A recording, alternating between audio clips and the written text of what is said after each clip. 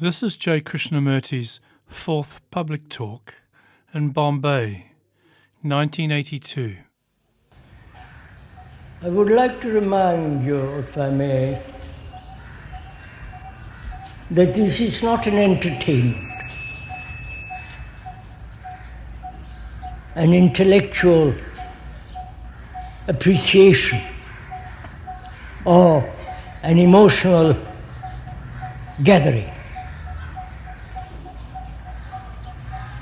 This is rather a gathering of serious people, I hope.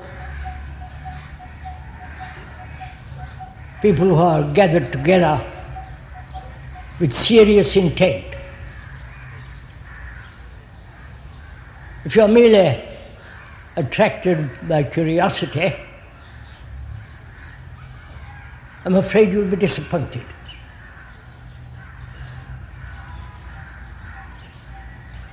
But this is, as we have been saying for the last 3 talks, we have to exercise our brain. We are not repeating something that you would like, or quoting somebody. We are here, if one may point out, to think together, to exercise our capacity to its fullest extent.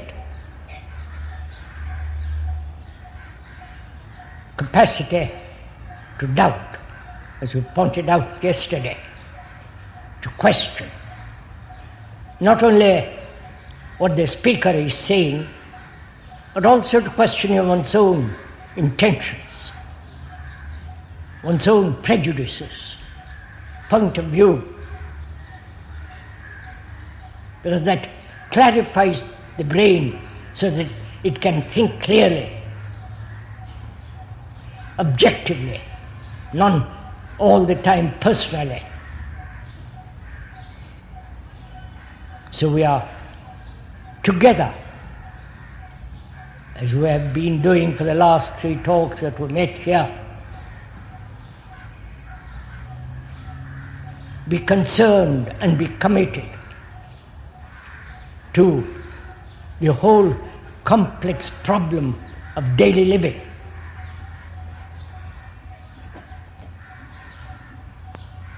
As we were pointing out yesterday,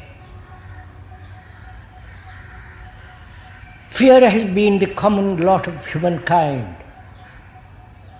Every human being in the world is frightened about something or other. We went into that yesterday very, very carefully, step by step.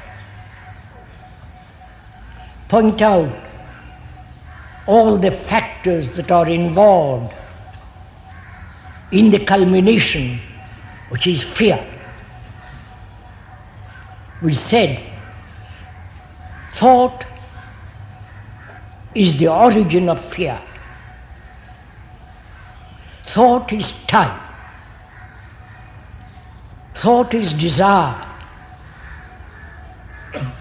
Thought is the factor of comparison, searching for security, and so on.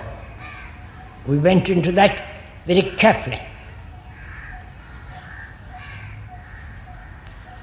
And tonight, if you are willing, we should talk about together the whole question of suffering.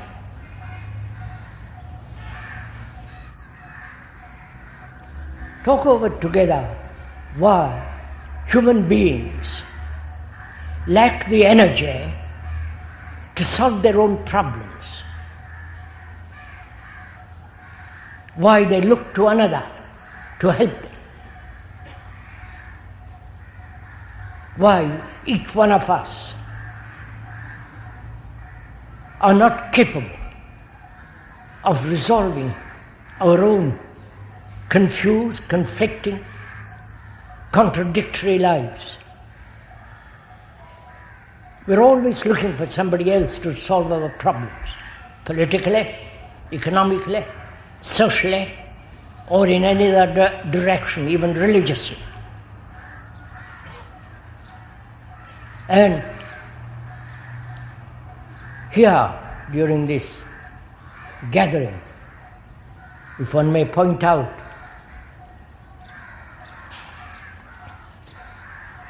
we are not trying to persuade you to think in a particular direction, do any kind of propaganda for any ideal, for any system, for any philosophy, for any belief or religion, but rather together. I mean, the speaker means together, to observe our lives, our daily lives, why human beings have become what they are: mediocre, frightened, conflicting life in their relationship with each other, without any aesthetic sense, without the quality of beauty. Why we have become like this? It's very important to find out for oneself. As we pointed out also yesterday, we have become second-hand human beings. We quote others, we follow others.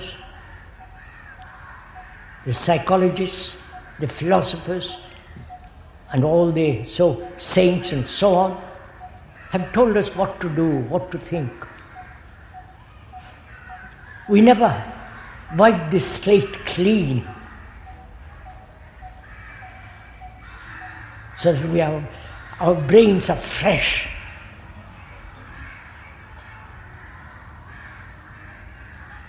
We never read the story of ourselves. The story of ourselves is the story of the rest of mankind. The story which is you. We never read that book. It's not printed in a book.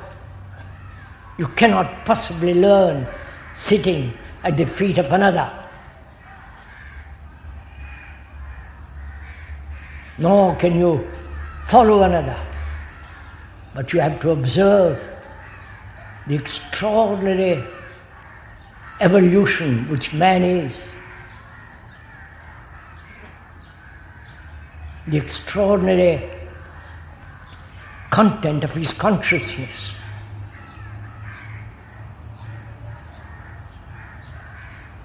What is consciousness, what he is, why he behaves in this unreasonable way,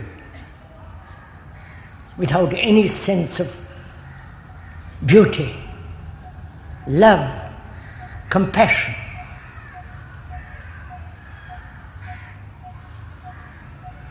So first, if we may, let us look at the book which we are, each one of us.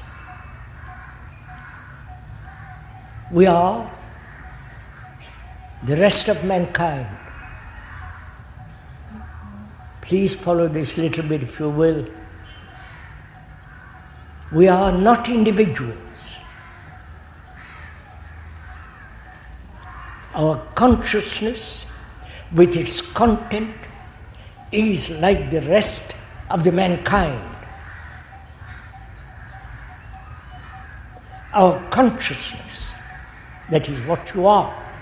Your beliefs, your sorrows, your anxieties, your pain, your miserable existence that one leads, the confusion, the uncertainty, is what every other human being throughout the world goes through, whether they live in America, Russia, or here, or in China.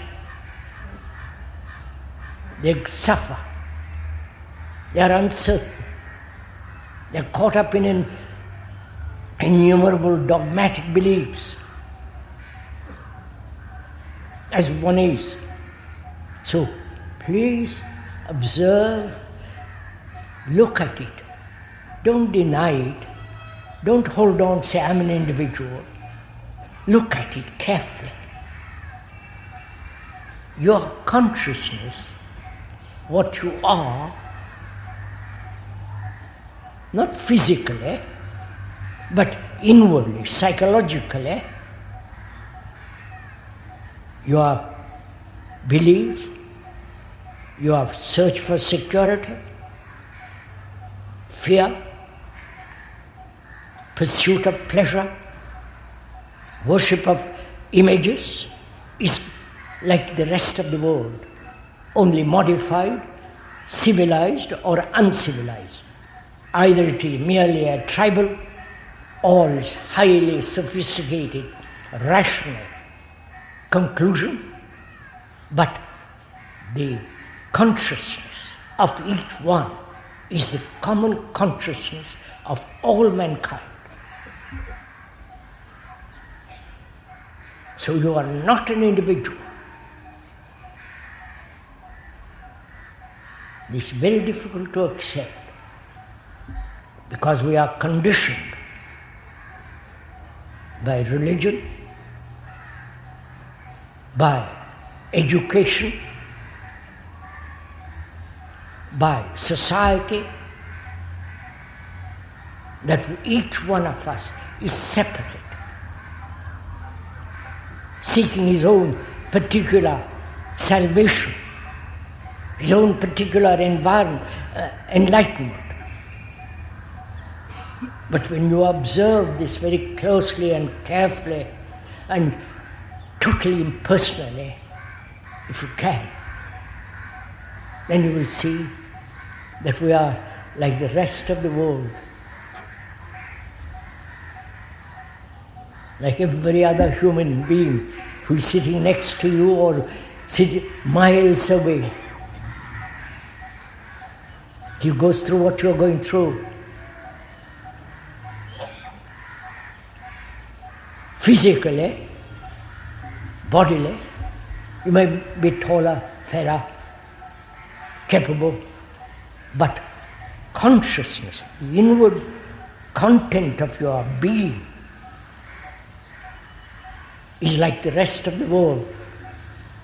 So you are the world, and the world is you. It is logical, sane, rational.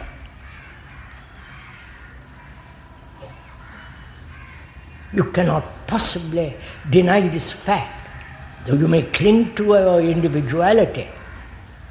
This is the real, actual fact that we are actually the rest of mankind. And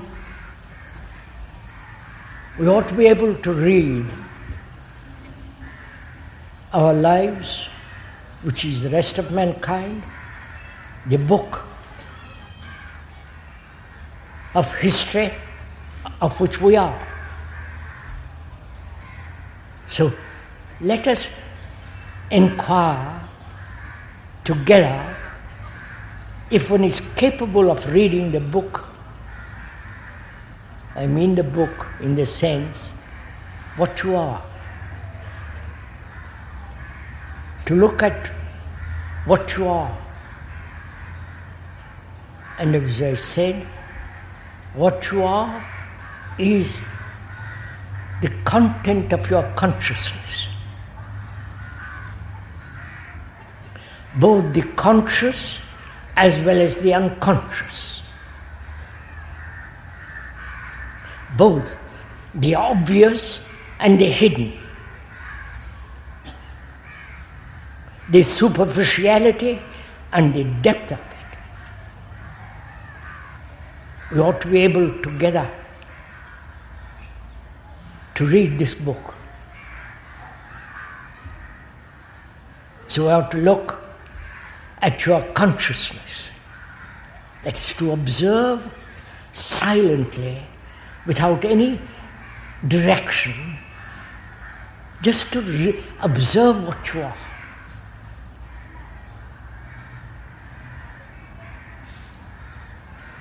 You are obviously a name, a form. You have certain characteristics, idiosyncrasies, capacities, skills, certain limited energy. That's the outward clothing of man. Inwardly, deep inside us, there is a craving for comfort, for security, a craving for some kind of protection from this hideous world. Because the world is becoming more and more dangerous because of overpopulation, division of nationalities, division of religions, all the separate states preparing for war. So the world is becoming terribly dangerous.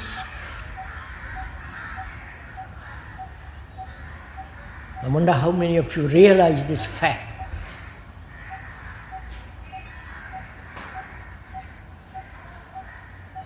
Each nation is buying armaments beyond their own financial limitations, piling up instruments of war to kill each other.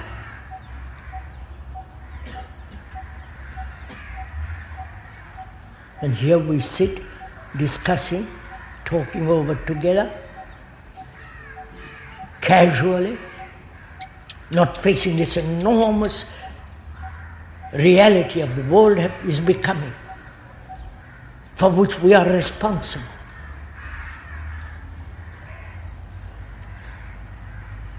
We have created this society. We have created this war, or the preparation for war. Each one of us is responsible. Because we pay tax. We are supporting all the industrialists in the world to prepare cannons, all the terrible things they are preparing to kill each other. For that we are responsible. And I'm afraid we do not feel responsible at all. That's one of the tragedies. Please, this is not rhetorics. This is not an intellectual froth. This is actuality that's taking place under your noses. And we seem so utterly indifferent, utterly callous. So together, if one may, let us look at ourselves as if in a mirror. What you see in a mirror is not distorted, it is what you are. Thought can distort it. Thought can say, I don't like what I see. Thought can say, I get depressed when I look at myself. But when you are looking in a mirror, you can't change your face. It's there. So similarly, let us look in the mirror very carefully.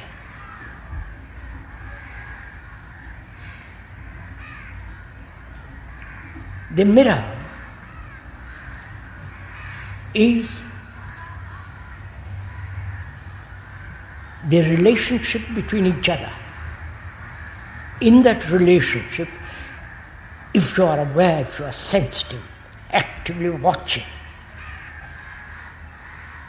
all the reactions that take place,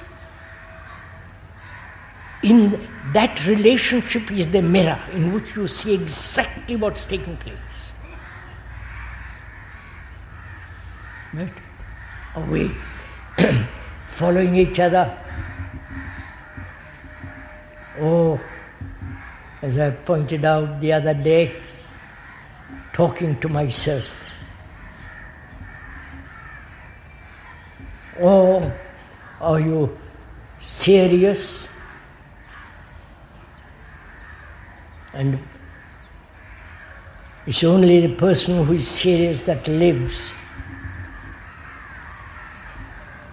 It's only the person that is profoundly serious. He is a religious man.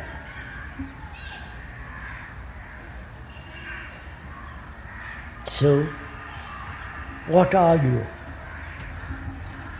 Apart from a name, a form, perhaps if you are lucky, a bank account, perhaps a skill. Apart from all that, what are you?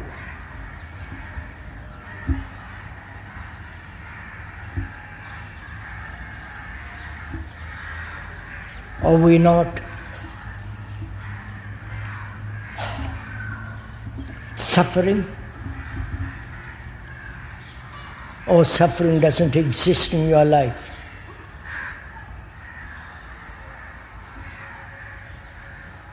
Is there fear?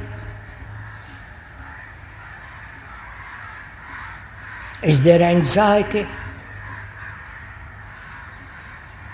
Greed? Envy? Worshipping some image which thought has created? Frightened of death? Clinging to some concept? A contradiction? Saying one thing and doing another.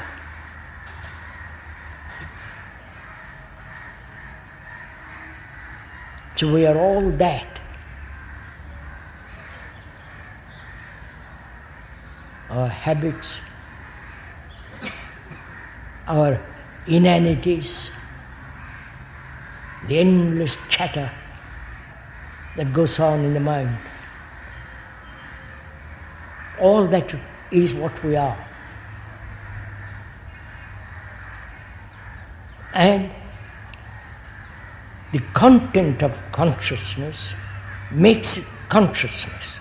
And that consciousness has been evolving through time, through tremendous experiences, pain, sorrow, and all that. Now we're asking, can one be free of all that?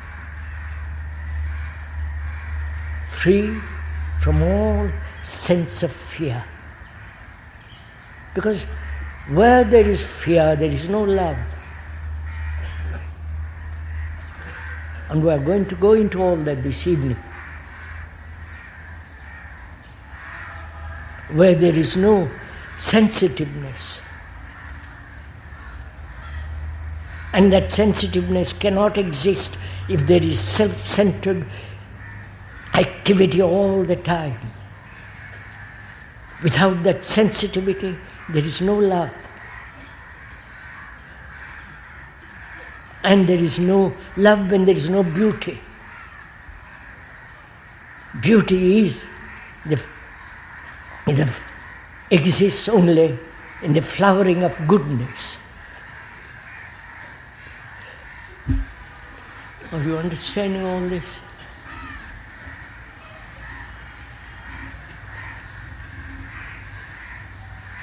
So, sirs, let us first examine and look what beauty is.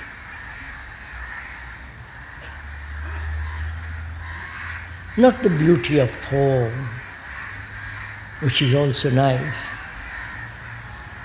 The beauty of a lovely tree, the beauty of a green field,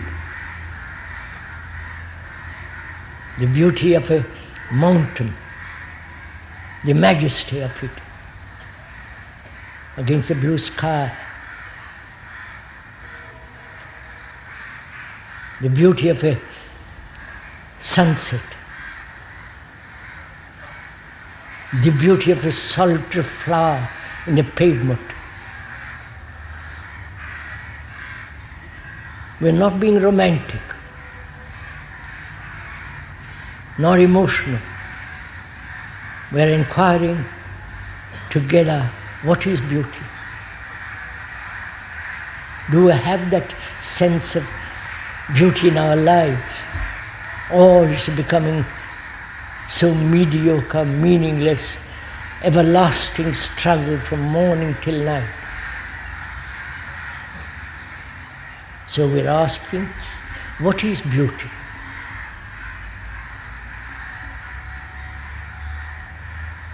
Because it's a very serious question. It isn't a sensual question, nor a sexual question.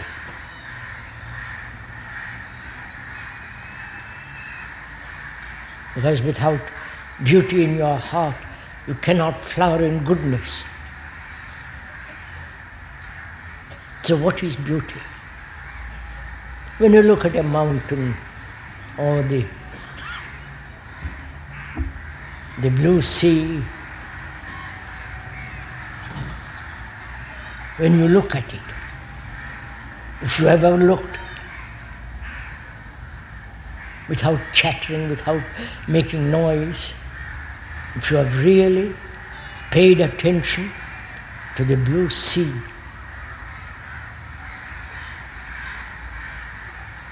the beauty of the water, the beauty of light on a sheet of water,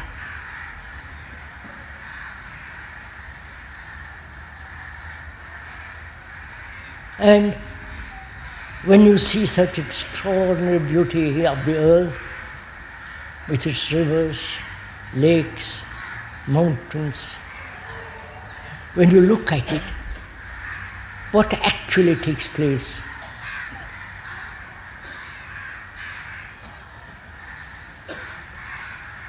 We'll go into it. But first, look at something which you have seen, which is actually marvelously beautiful. A statue, a poem, a lily in the pond, or a well-kept lawn.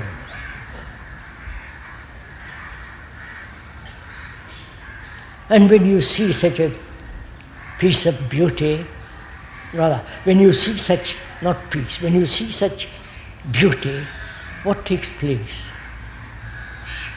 At that moment, you have forgotten the very majesty of a mountain makes you forget yourself. Right? Have you ever been in that position? Huh? When you have seen that, you don't exist, only that grandeur exists.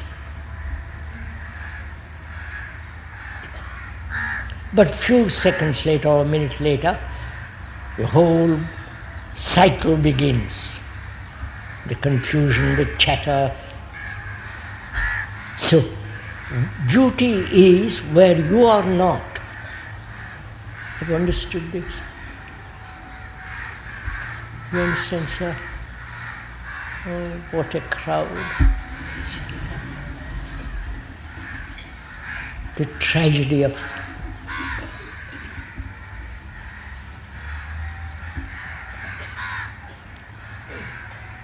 truth is where you are not.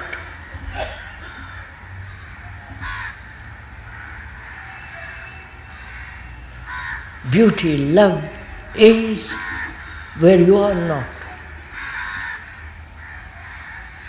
because we are not capable to look at this extraordinary thing called truth.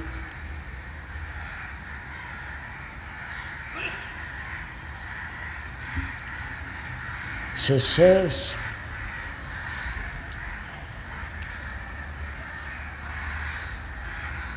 let us look first at our suffering, whether man can ever end his suffering.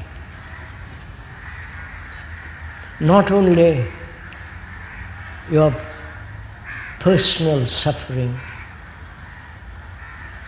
which we'll also go into, but the suffering of humanity. The humanity that has put up with 1,000 wars. Think of all the women and men maimed, hurt. There's a sorrow in the world, a global sorrow. And also there is sorrow of your own. They are not two separate sorrows. Please see this.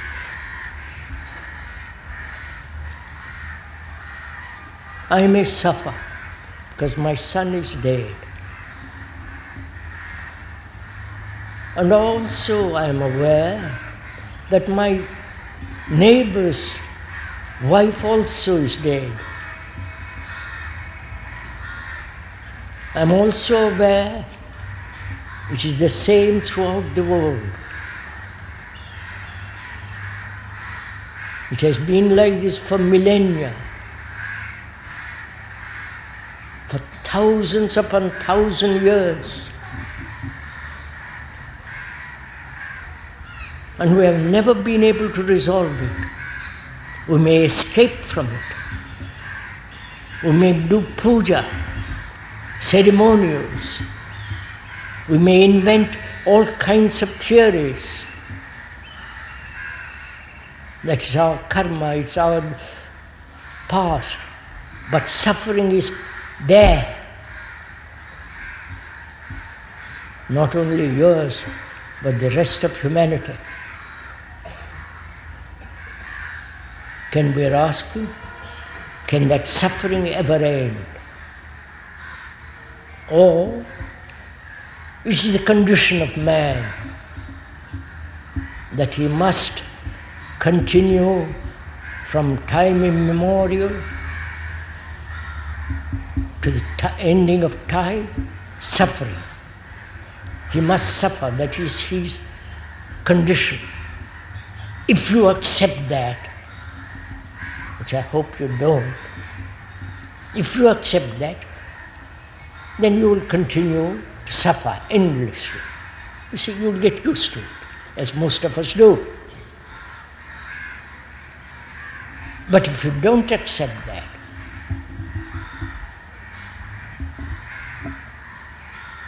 what is your position? That human beings in the world, and you who are also a human being, suffer. Will you take time to end that suffering? As we said yesterday and other previous talks, not only here in the rest of the world, we said you are the past, the present, and the future. You are that. You are the master of time.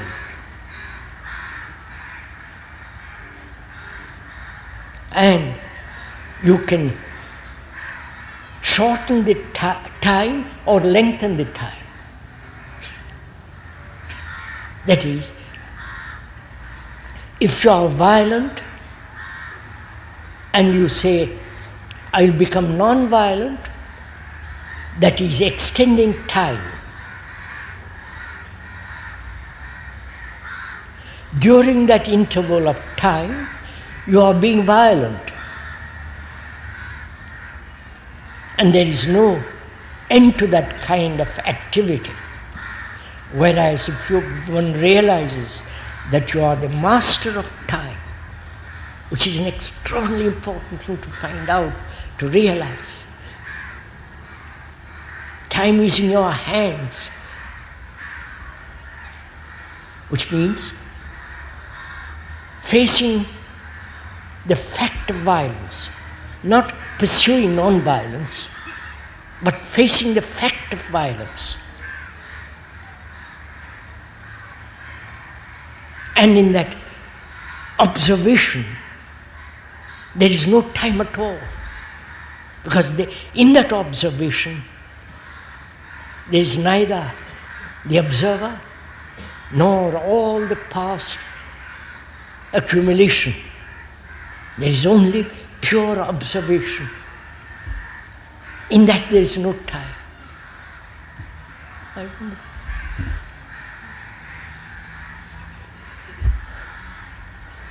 Are you doing this? When the speaker is talking about it, are you actually see the truth of it and therefore you are doing it? Suppose I have a habit, peculiar habits, both physically and psychologically. Can those habits end immediately? Or I will take time to end a habit. You understand? That is, suppose I smoke. I don't, but suppose I smoke. Probably many of you do. I don't know why, but you do. Can you end that habit immediately? The craving of the body for nicotine is different from the perception that you are the master of time. You can shorten the time. Therefore, that perception is not a decision not to smoke.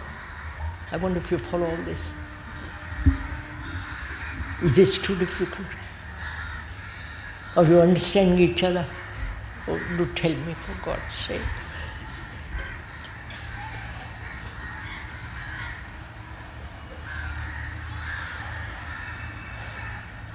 You see, sir, one can end sorrow.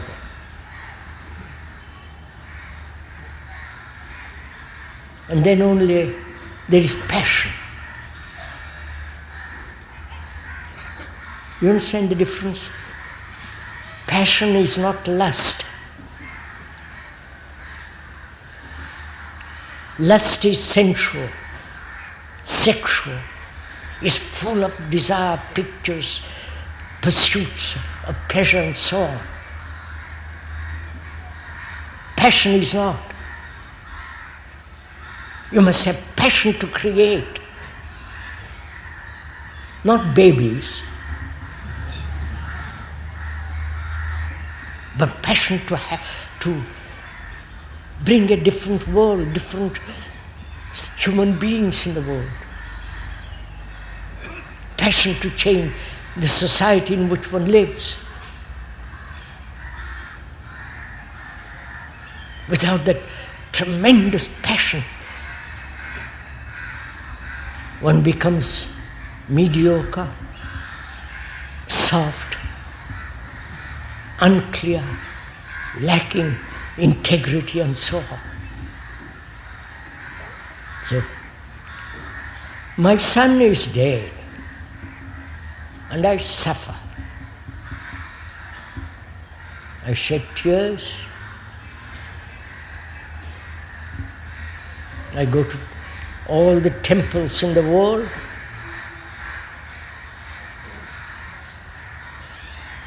I have put all my hope in that son, and he's gone. And I have a craving that he will lives somewhere else. And I hope I'll meet him somewhere in the next life or somewhere or other. We're always playing that.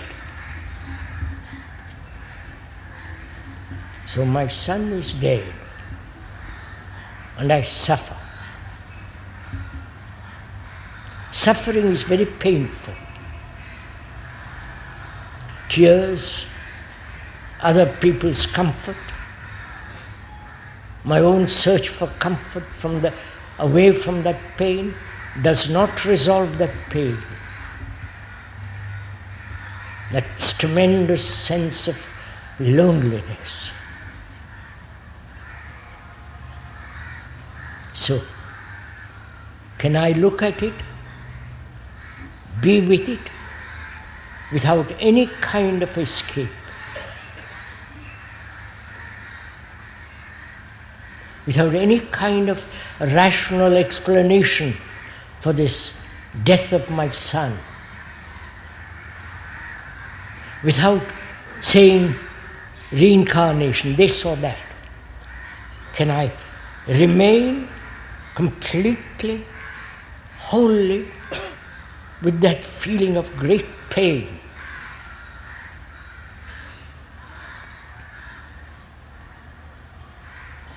Then what takes place? I hope you are doing this with the speaker. Don't just listen to it. This is not a lecture.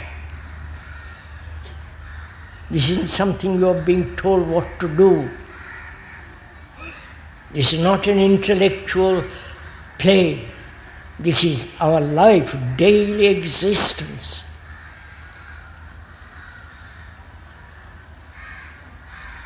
The person one loves may go away, jealousy, anxiety, hatred.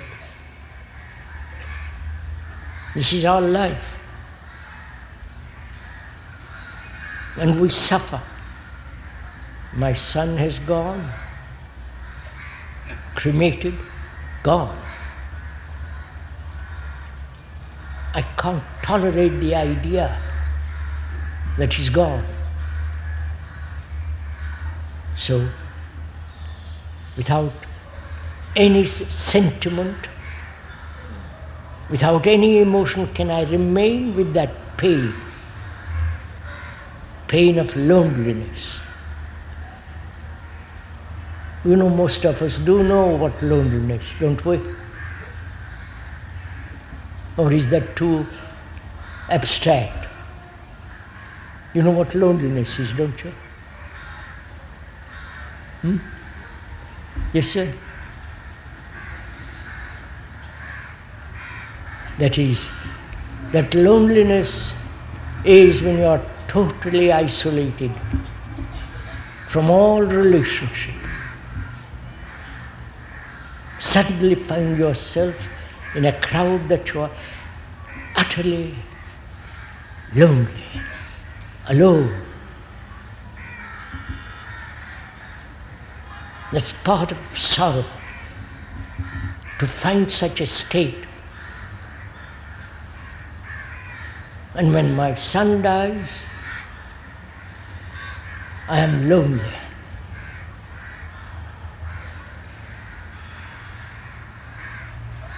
And can I look at that loneliness, observe that loneliness, without any past memories, and to observe without the observer? You understand? I'll tell you. I'll show you something. We'll talk about it together. When one is angry, at that moment of anger, which is a reaction, at that second, there is neither the observer nor the observed. Have you noticed this? There's only that reaction which is called anger. A few minutes or a few seconds later, The observer says, I have been angry. So, the observer separates himself from anger and then says, I have been angry. But the observer is the observed. Anger is not different from me. I am anger. I am greed. I am frightened. I am all that. But thought says, I must control. I must escape from fear. So thought then creates the observer different from the observed. And in that state there is conflict. Whereas the fact is the observer is the observed. That is, anger is you. Anger is not different from you. So, similarly, you are in that, not you, I've lost myself. I am in that state, observing without any movement of thought,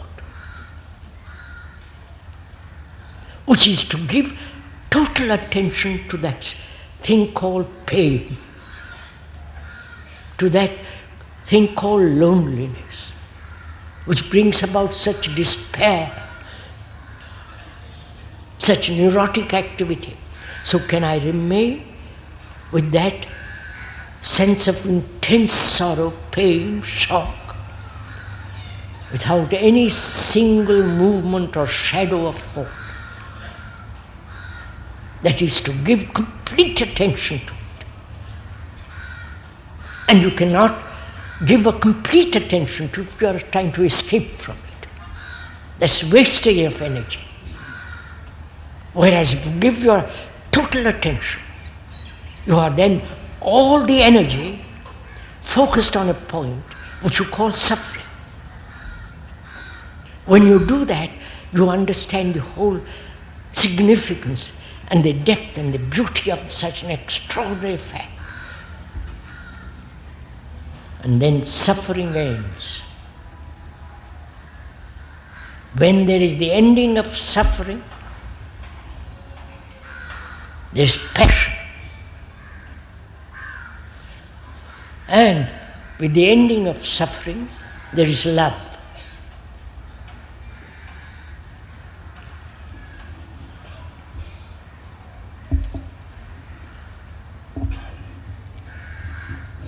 What is love? Have you ever asked? Have you ever asked your husband or your wife, what is love?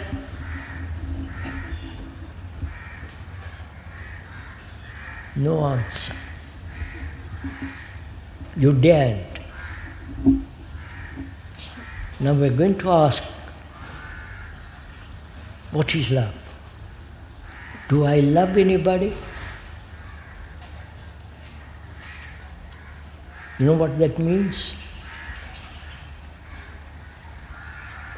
Is love desire? Is love pleasure? Is love attachment? Please consider all this.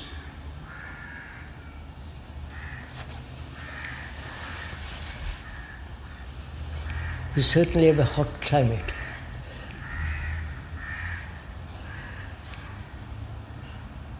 Is love jealousy? Or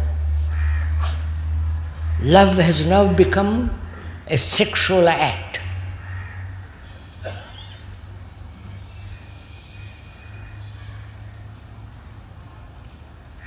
So we're going together see what the quality of a mind or a brain that loves.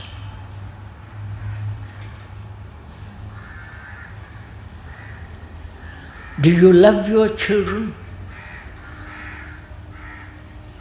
Or do you feel responsible for them? your duty. Have you ever considered whether you love your children? You will say, of course. But we are asking this seriously. If you loved your children, would you want them to be what you are? Would you answer that? Or would you want them to be totally different from you? Do you want them to follow your trade, your business, because you are an industrialist, your son wants to be industrialist, you want them to be industrialist?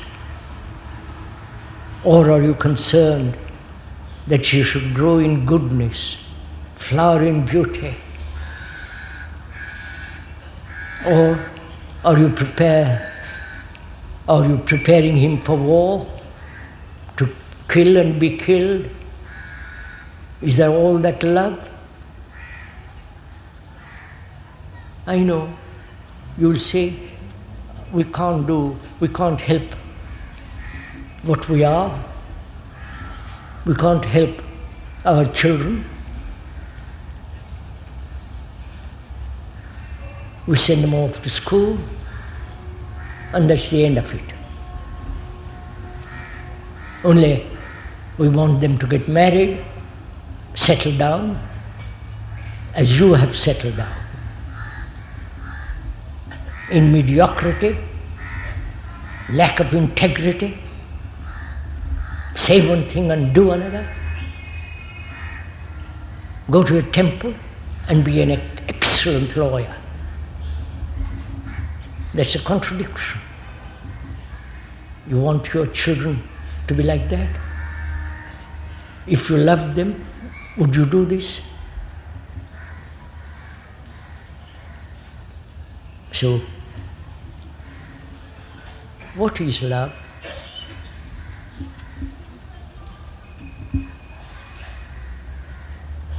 Please, this is a very serious thing.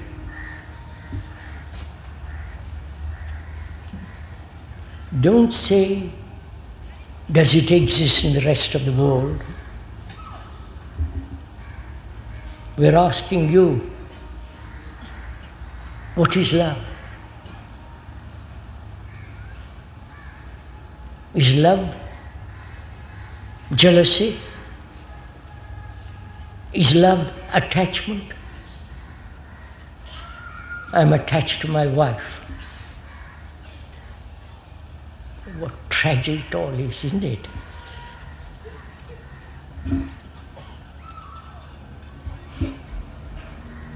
I'm attached to, if I'm married, thank the Lord I'm not.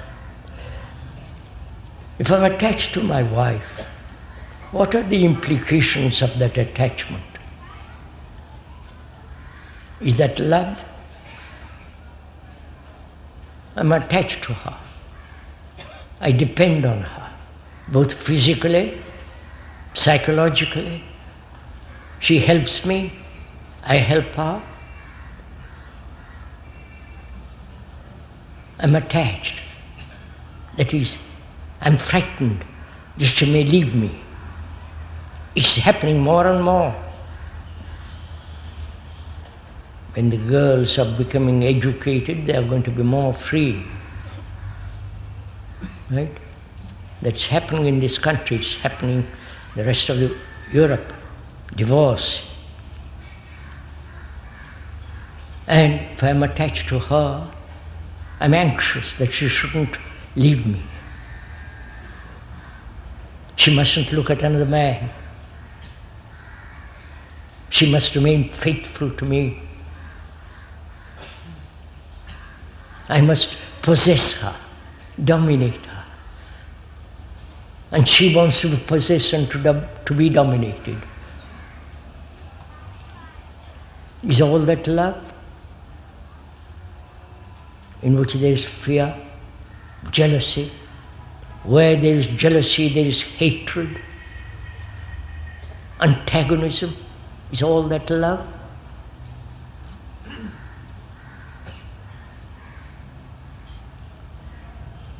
So, to deny, to negate everything that's not love is love. Deny, negate jealousy completely. Negate totally attachment.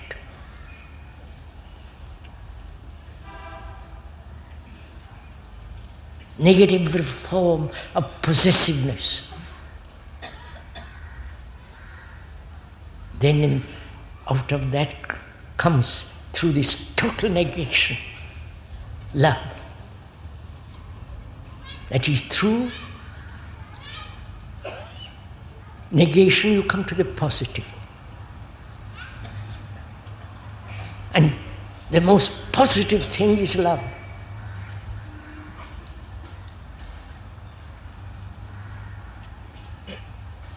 So,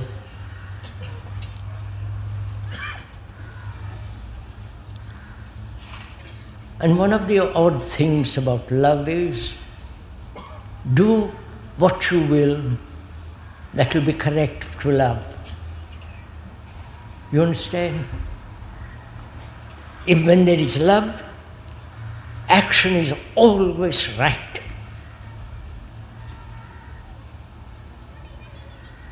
Under all circumstances. And when there is that quality of love, there is compassion. Compassion means passion for all.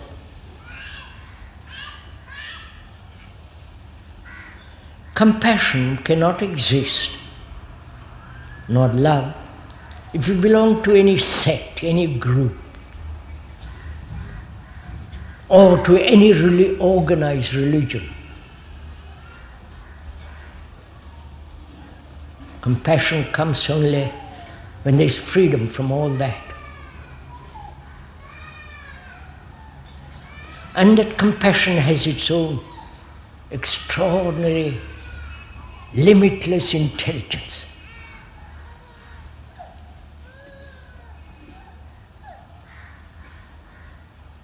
So, when there is love, there is beauty. Love and compassion with their intelligence is the endless truth. To that truth there is no path. Not karma yoga, bhakti yoga and all that yogas. There is no path to truth. But only when there is that immense sense of compassion, which comes when there is the ending of sorrow, then that which is truth.